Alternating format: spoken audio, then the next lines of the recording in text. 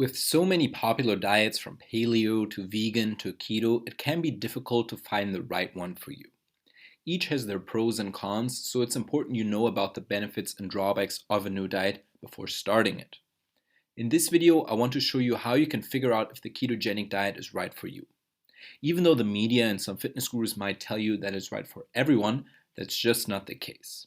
The ketogenic diet acts in a very specific way, and your body will undergo some pretty big changes when you follow it. Some people will benefit from these changes, but that doesn't mean it's right for everyone. To help you understand what I mean, let's quickly recap what the ketogenic diet actually is. It's a high-fat, low-carb diet that sends your body into a state called ketosis. Ketosis happens when you force your body to use fats rather than carbohydrates for most body functions. Normally, the carbohydrates contained in food are converted into glucose, which is then transported around the body and is particularly important in fueling brain function. But if there aren't enough carbohydrates in your diet, the liver converts fat into fatty acids and ketone bodies. These ketone bodies can be used by the brain just like glucose and replace it as an energy source. To reach ketosis, most people need to consume less than 100 grams of carbs, but most people will only notice effects on less than 50 grams of carbs per day. Now, what about the pros and cons of a ketogenic diet? In its most basic form, the ketogenic diet is an extreme low-carb diet, which means it carries most of the pros and cons of normal low-carb diets. Knowing them will help you understand the diet better and find out if it's right for you. So the first keto benefit is that it eliminates most junk food. Cutting carbs from your diet means you automatically eliminate most sugary junk food from your diet as well. For example, chocolate or cookies. This is especially helpful for people who have problems with hunger cravings and cannot control themselves once they've had just a tiny bit of sugar. Eating less junk food also means you indirectly create a calorie deficit. Even if you aren't tracking your calories, less sugary foods almost always lead you to consume fewer calories. Fewer calories mean more weight loss, which is definitely a plus. Keto benefit number 2 is that it's better for people with low insulin sensitivity. Insulin is a hormone secreted by the pancreas, and its main role is to regulate blood sugar. Carbohydrates cause a much bigger spike in insulin than fat and most proteins. When you eat a meal high in carbohydrates, the amount of sugar in your bloodstream increases. Insulin then tells the body cell to pick up the sugar from the blood. This brings down the blood sugar levels, which is important because high amounts of sugar in the blood can have negative side effects. Even though this process works very efficiently in healthy people, some people's cells don't respond well to insulin, and a lot more is needed to bring down blood sugar levels. Usually these people are either obese, completely sedentary, or both.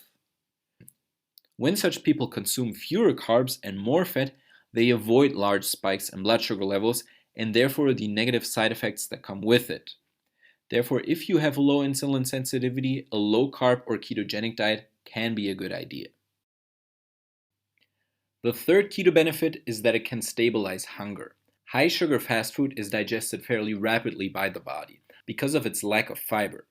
It doesn't satisfy much and leaves you craving for more food again in just a few hours. Switching such foods with healthy fats will not only stabilize blood sugar levels, but also slow down digestion. This can reduce hunger and eliminate cravings when you're dieting. Now, of course, there are also some drawbacks to the ketogenic diet, which I want to go over now. First of all, it can be easier to overeat. Unfortunately, not everyone will see the same reduction in hunger, and since fat is a lot more calorie dense than carbohydrates, it's also a lot easier to overeat on it. 1 gram of fat has 9 calories, whereas 1 gram of carbs has only 4 calories. This huge difference in calorie density isn't bad per se, and like I said before, some people will still eat less because they find fat to be more filling. But this effect is not the same for everyone. Really, the only way to find out is to test it yourself and see how you respond to a higher fat intake. The next possible drawback is that it could hurt training performance. Carbohydrates are the body's preferred energy source for high-intensity performance. That's because carbs can be broken down to provide energy even when there is no oxygen available. This process is called anaerobic glycolysis, and it's not possible for fat. That means when you deprive your body of carbohydrates, you also take away the fastest energy source available. This isn't a problem when you only do low to medium intensity exercise, such as walking or mild jogging. But if you regularly perform high intensity exercise, such as heavy weightlifting or longer aerobic exercise, you will literally run into problems. This doesn't mean it's impossible to build muscle on a ketogenic diet, but you really have to know what you're doing. I will talk about what you need to know as an athlete on a ketogenic diet in a different video, so make sure you watch that too.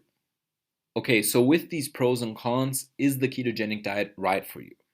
When we look at these benefits and drawbacks of the ketogenic diet, we can see who it's best for. In general, it can be a good idea for people who don't or only rarely exercise, have low insulin resistance, and are susceptible to diet breaker foods, such as chocolate, cookies, or croissants. If you function well with no major energy or hunger swings on a high carb diet, you will probably run into problems on a ketogenic diet. You will most likely have good insulin sensitivity, work out a lot, and have a low body fat percentage. These people are generally well suited to run on carbohydrates, and there really isn't a big reason for them to change it and go keto. But if you often feel tired and weak on a high carb diet or after a meal high in carbs, you will probably feel a lot better on a lower carb intake. Chances are you're more sedentary and maybe a little overweight or have bad insulin sensitivity. Your body just isn't very well equipped to handle carbs, so you should definitely check out low carb or keto diets.